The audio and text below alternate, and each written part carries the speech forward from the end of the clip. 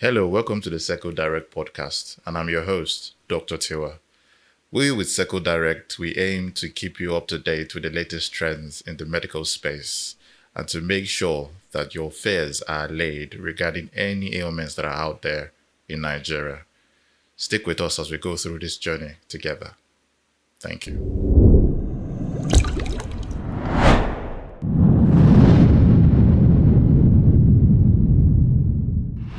Welcome back to Seco Direct. I'm your host once again, Dr. Tiwa.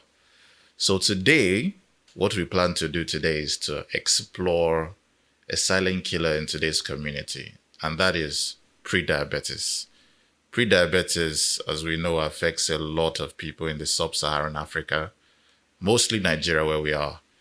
But fear not, prediabetes is not a death sentence. And with what we're going to discuss today, we're going to make sure that you understand that with good discipline and control over what you eat, how you live, will give you better chance to go across prediabetes. Now, of course, we can't just say prediabetes without at least giving off a story that would make you understand what it is. So we had a story from a lady in her mid-30s. I think her name is Sarah.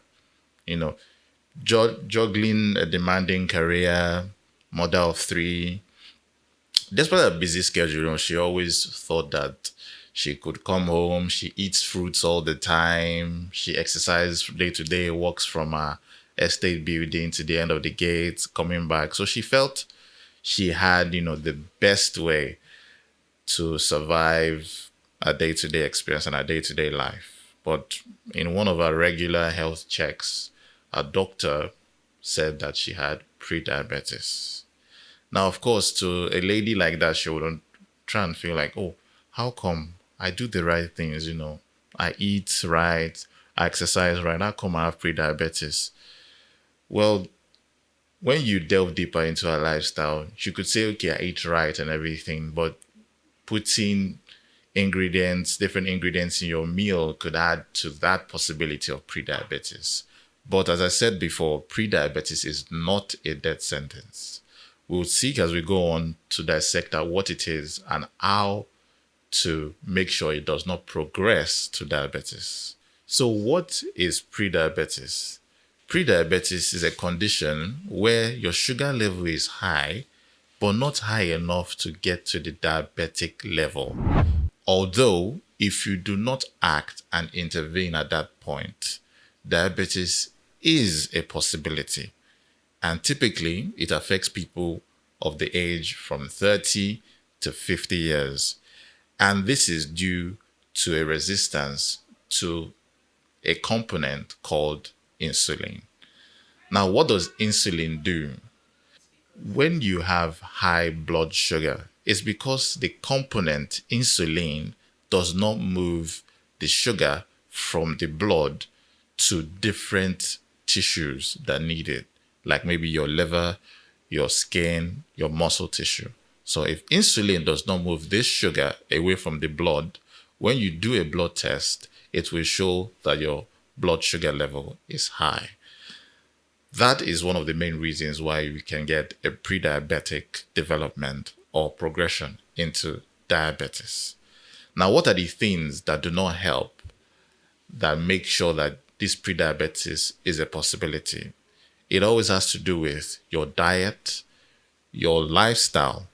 For instance, if you are not more disciplined with what you eat, if you eat a lot of carbohydrates, for instance, that could also be an issue. Now, how can this be detected early? In the case of Sarah, she went for a routine health check. That is what I would also advise. Doing periodic routine health checks, let's say once every 3 months, which is 4 times a year. That is fair enough for you to know where you are in terms of blood sugar. So how can prediabetes be managed? Like I said before, it's not a death sentence. Lifestyle changes are what you can impact personally that would make a huge difference in your status as either pre-diabetic or any progress or halting any progression to diabetes. This includes maintaining a healthy lifestyle, regular exercises, physical activity. Walking 10 miles a day can help, can be the difference.